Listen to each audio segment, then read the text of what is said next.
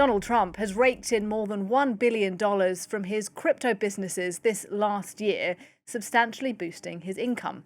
This is according to Trump's mandatory financial report for 2025. Now, many of his crypto ventures, such as his meme coin, were only startups when he took the oath of office. Now, though, they have eclipsed the revenue of his property portfolios. Well, let's start by listening to Trump himself on that money he's made. Well, I've made a lot of money before I became president, and they invest my money, and I don't talk to them. I don't even speak to them. So I have many people, I don't know what they call it, closed accounts or something. You put your money in, and that's it. I don't talk to them. You know why I'm profiting? Because the stock market's going up. Everybody's profiting. So we're all profiting. I'm profiting because I have a lot of money and a lot of cash, and I give it to institutions. I don't know if they know what they're doing or not, but they buy a vast array of things. France 24's Angela Diffley has been crunching the numbers for us, going through this report, and she's with me now. Angela, give us a sense then. How has Trump made this much money? Yeah, so $1.4 billion from crypto. We can break it down a bit. I think we have a chart there with some of the details. $635 million in royalties from the Trump meme coin. Worth mentioning that quite a lot of investors lost money on that, not Donald Trump. $500 million from selling tokens from World Liberty Financial cryptocurrency. And that is a company which was founded by Trump's two sons, Donald and Eric, and the son of Steve Witkoff, his special envoy who we see around the world all the time. Another interesting one here is $86.5 million from legal settlements. You know, quite a lot of those we have heard of. They have been settlements with major media companies, ABC, CBS, Meta, YouTube. He's made a lot of money out of that. The White House does say that much of that money was given to a non-profit and has gone towards the upkeep of Washington parks. Some of it has gone towards the presidential library. That's what they're saying. And this one, really interesting, $4.7 million from Trump brand royalties.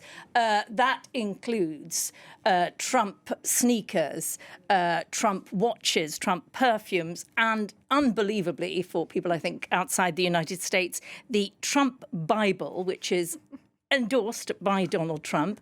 It apparently says in it, "Make America Pray Again."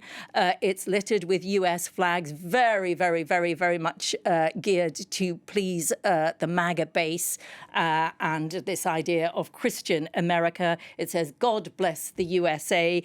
It is the God Bless the USA Bible, and you can buy it for just under $60. And he is making money from that as well. I'm surprised that's not sacrilegious. Shows what I know about, as you say, Christianity in the United States. It has been criticised by quite a few religious people. Okay, interesting. What about the White House? Is it concerned about all of these details now out there in the public domain? Well, you know, Trump points out, he says, you know, these companies, particularly the World Liberty Financial cryptocurrency, he says, you know, these are controlled by my sons. I have no idea what's going on. This, as his sons are standing behind him, he was questioned as he was getting on the new Qatari gift Air Force One jet, the sons standing behind him as he said, you know, I don't speak to them about this, you know, really. You know, people are contrasting it with the very well-known examples of US President Jimmy Carter, Democrat, who put his peanut farm in what really was called a blind trust, where you have no information about what is happening to the money in it. And that's what Jimmy Carter did. George W. Bush, more recently, sold his interest in the Texas Rangers baseball team beforehand. Trump just says, I don't talk to my sons, don't know what's going on with it. So that is what he's saying. He's also pointing out that he is not bound by US conflict of interest laws, which is a fact. It is worth noting as well that he has rolled back quite a lot of the regulation on cryptocurrency. It was Biden-era regulation. He has rolled a lot of it back. He's put in charge of the Securities and Exchange Commission, you know, that body that oversees financial dealings in the United States, that is there to spot fraud and misdealings. He put Paul Atkins in charge of that. Paul Atkins is a well-known crypto fan, and that again is being cited as a possible conflict of interest. And it's worth mentioning, the whole point for many people of cryptocurrency is that it's untraceable. It is, if you like, a global economy, a person-to-person global economy that is very, very unregulated. That is part of its allure for very many people. So that again is raising many eyebrows. Trump is utterly unapologetic about it. We heard there, I'm good at making money. I'm good at business. We all want to make money. You're doing well out of the stock market. That's thanks to me. As the midterms approach, it is sure that the Democrats will try to look at the very least, at the optics of this, whether or not there can be a conflict of interest proven. The perception of a conflict of interest is in itself damaging. And the Democrats will certainly try to point to what looks like a very unsavory juxtaposition of, the United States and Donald Trump's business dealings.